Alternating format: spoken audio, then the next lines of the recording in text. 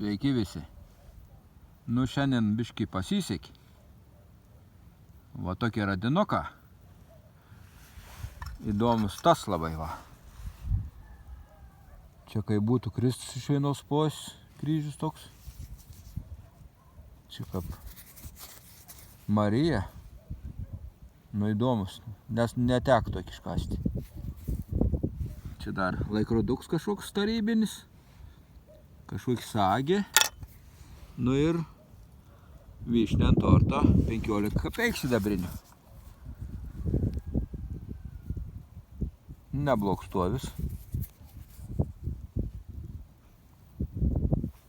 Nu, liuks. Užskaityta čia jau tikra. Nu, bet tas kryžiuks tai čia man tobulas kažkoks. Dvigubas. Čia gal carinis, nežinau. Tokį netek, čia kaip Marija būtų. Čia nukryžiuotas. Įdomu. Liuks.